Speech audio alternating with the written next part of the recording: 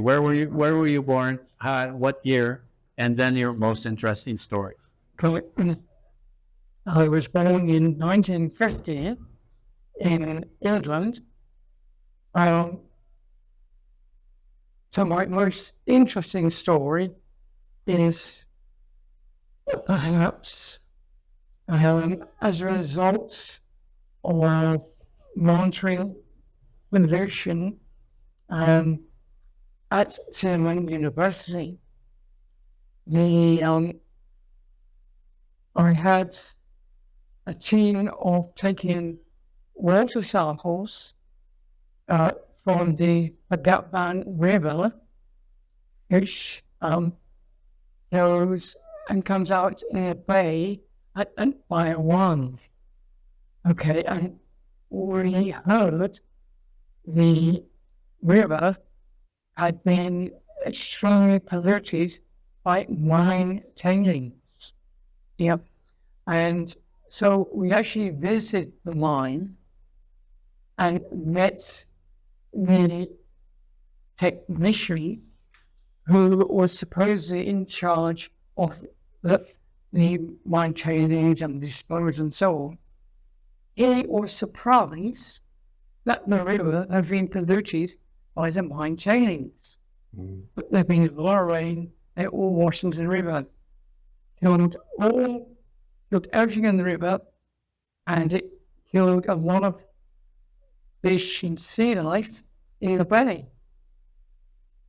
So that's the first part of the story. We took samples and limestone and found very high heavy metal levels. Then some weeks afterwards, a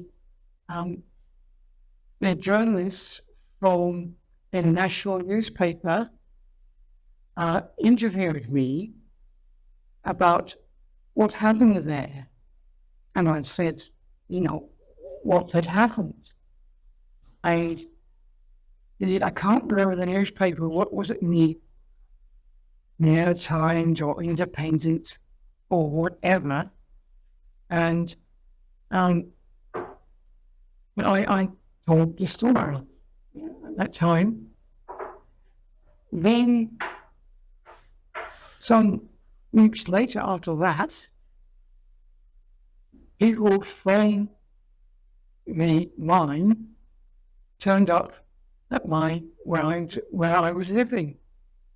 And that was actually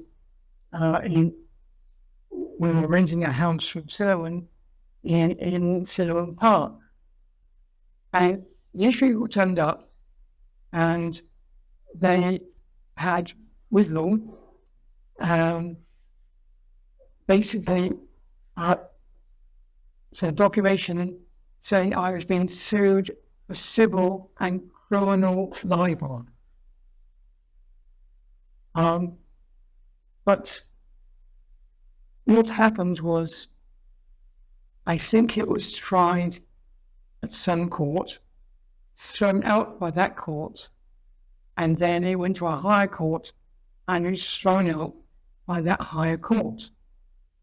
That's the most interesting story I can think of. Well, it's pretty hard to dispute, chemical analysis and the wildlife in that river are dead, but that was definitely a disappointment that they found your address. So anyway, that's really good. I'm sure you were not happy about that, but it was, good thing to do to expose them, and perhaps it helped with other mining operations of the future. But I should say that Silverman, gave me all the help and backed me up. And you had taught there for several years? How many years total? I think that was in 1980 or 81. Mm-hmm. I first started teaching at Silverman in 76. Mm-hmm. And then you taught there till you retired? I taught there from 76 to 83, mm-hmm. Sort of like 7 years. Then, I decided this is during the Marxist dictatorship. So I decided that, now that I had no criminal cases against me, it might be a good idea to leave the country. And I went back to England. There were other reasons I went back to England. So you stayed there for how long? So 7 years then. Then I came back in 2009. And from 2010 to 2015, I worked again at Sullivan. Okay, very good. What classes did you teach at Sullivan University? I taught mainly chemistry, and that was, a lot of time was the chemistry majors, but also in some other groups as well. And I taught them, from freshman through to senior year. When I came back and started teaching again in 2010, in order that they were more anxious to employ me, I taught a course on computer management. So that I actually taught in the computer school, was how you manage a computer project with all the bureaucracy and so on. Well, it was very important at that time. Computers were becoming a mainstay in society. So I could see where they would change their emphasis. Did you say once that you also taught quantum mechanics? Well, as part of in the senior year, I taught quantum mechanics.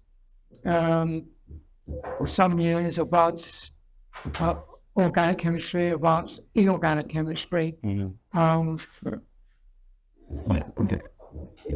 the senior students. So actually, you've spent perhaps half your life in the Philippines. Would you say that? Well, in terms of being here, I've been here somewhat over 20 years, maybe 22 years, including the times I came back here. A third then. Yeah, I don't mind. But what made you pick the Philippines of all 200 countries in the world? It was sort of serendipitous or by chance that a very good friend of mine, he went to the Philippines, and he initially for 2 years was teaching chemistry at a different university. After that, he actually became, he was a British volunteer. It's the equivalent of the Peace Corps in the States. Except the British volunteers, someone with a skill will be matched with a place to actually use his skill. Okay. But after 2 years, he became head of the Philippine program for British volunteers. And I wanted a change in my life, in my work, and so on. And he was able to arrange a job for me teaching at Sullivan. Okay, let's end here at part one, and maybe have part two another time. Okay. Tell us how the Philippines changed your life. Well, I had never sort of planned to come to the Philippines. At university, I finished my first degree and went on to do a PhD in chemistry. Now, after that, I decided that I was not going to be a sort of hands-on chemist where you're doing research like that. Well, because you start doing that and you would end up in management. Yeah. So I thought that, I got to keep on doing lab chemistry. I'll choose the management I want to go into. And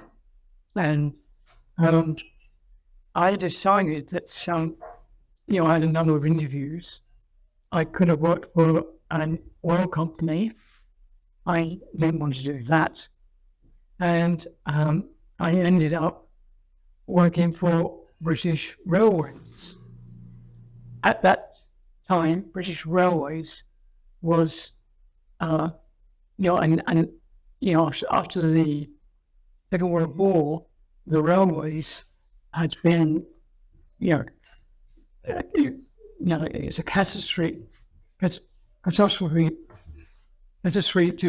Catastrophic. catastrophic what happened to the railways because of the war. You got bombing and so on. So they nationalised it. And I thought, this is something which benefits the country. That having a railway which is good for us, and it stops people using the car so much. So it's ecologically friendly. Yeah. But I joined they had a management training scheme. And that went on for 18 months. And a lot of the training scheme was very poorly done. So I'm not terribly happy with that. And then at the end of that training months, after 18 months, they find you a job within the railways. And, so in the group who I was training with, maybe about 40 people, 20 to 40 people, and, they find you jobs. And they found me a job which wasn't really suitable for me. I won't go into the details. But, and I said, okay, I'll try and do it. But basically, I've been working with a group of people, experienced people who have been working on the railways for, 20, 30 years. And essentially, they didn't want some, young guy just finished, his education, come in and do that. And but they objected. Their union said, the job I would take is I'm taking it away from somebody, one of those people who've been working for 20, 30 years, for them to go into that job. Right. And looking forward to that position, and you would come in and take it from them. Yeah. That happens a lot. Yeah. So, and I talked to my manager, and he said, I hear you don't want to do the job. I said, no, I will do the job. I think there are a number of differences. But I'll try and do it, see what happens. But then the people sort of the union had said, we don't want to allow it. So I didn't have a job. So they had to find me another job. And it's just, so, the whole thing really didn't work out.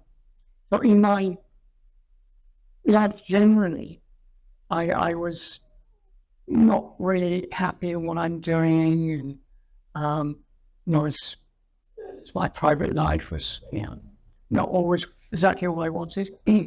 And I had the possibility of being able to work in a university in the Philippines. Now, I didn't know whether I would make a good teacher or be able to actually teach, well. But I came out to Southern University in Duquesne and found in 1976, the campus there is a beautiful campus. Duquesne is quite a small city, and it's quite quiet and a nice place. Not a whole lot going on, but a lot going on in the university. And I had planned to come out to Cinnamon and spend just 1 year there. But I liked it so much, I ended up spending 7 years there. Because I actually enjoyed teaching students who wanted to learn. And, okay, sometimes they want to learn to pass an exam, which, is not the best thing. But, hopefully I taught students, really in science, you're teaching people how to think, how to analyze. And I think that came across to me, my students. So I stayed there 7 years. Lowrei was a very different place and very, as I said, very quiet and so on. But I finished teaching there for a number of reasons. That the salary is so low, you can't say money, really. And, I decided to go back to England to, get employment, which would give you more money to save money. And I always envisioned I would come back there and teach again sometime in the future. Which you did. Which I did. So that was nice. Nice. Worked out really, really well. Tell me your happiest moment of life. Happiness. Maybe when your daughter was born. Well, I mean, always when the children are born, so I'm like, it's happy that they're born, you've got children. I mean, I was married for a number of years, basically 20 years, before my partner said, "Oh, we're going to have children." So I said, "Well, okay." And they're in happy moments. Apart from that, well, if you don't really have a quick answer for happiest, how about the funniest moment or your most interesting thing that you love the most? Well, the thing was, I love teaching. And so, on a Sunday, I would always look forward to the working week. Mm-hmm. Monday teaching came and so on. So that was good. But, I had two parts to my job. Some research, which is really environmental monitoring, which is what we were doing. Yeah. And what it allowed me sometimes is going to different places all around Lagos and places where, as it were, no white man had been seen. So you were the first. You were like exploring the Amazon River. Hardly, but I remember we went out to a place called Lake Balanan. Now, because we heard that somebody was hoping to get money for I don't know if it's the United Nations, but a foreign agency to build a dam and be able to make hydroelectric power. Now, we went out there. There were 4 or 5 of us who, from different disciplines within the university. One of the people we went out with was Dr. Malayan, who at that time was head of the environmental centre of Sydney University. Anyway, we set out on the way on a four-wheel vehicle because then there's no road all the way. Well, we got to a point where that vehicle would no longer go any further, because we sort of like uh, sort of muddy Mud and rocks and whatever, and muddy valley, never used and and narrow. uh, and basically, so he had to walk, and he, Dr. Malayan at that time and was, shall we say, a portly person.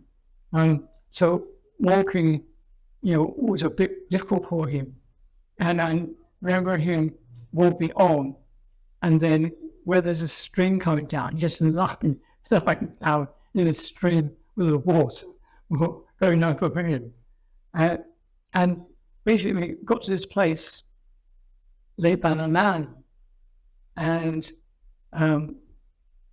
told people to find out about it. We went round the lake, looked at it, and basically that lake was actually formed in the 1920s when a earthquake moved a lot of rocks which blocked the valley, and the lake was created. Now, apparently, I don't know who had this plan. The engineer said, we'll put a dam here where all these rocks are. You can't build a dam on all the material created by an earthquake just blocking the lake. So, it was impossible to do it. It would be the engineering. It wouldn't be strong enough. Yeah, you can. It'd be too unstable. And also, I can't remember exactly what time of year we went, but certainly at that time of year, there's a small stream, and we call it a river, a small stream coming down over sort of some small waterfalls into the lake. Mm-hmm. And then at the other end, where you would dam it, there is the outlet. And, we measured the outlet, and, it's almost no water was coming out of there. So there wasn't enough, wouldn't be enough energy to power the hydroelectric plant. I mean, it's a hopeless scheme. And I remember that we went to a meeting with Lowrei, the electricity company, and mentioned some of these things. And certainly that project never went ahead. And, my part in that I'm certainly dead about, because I was there just to collect chemical samples and so on.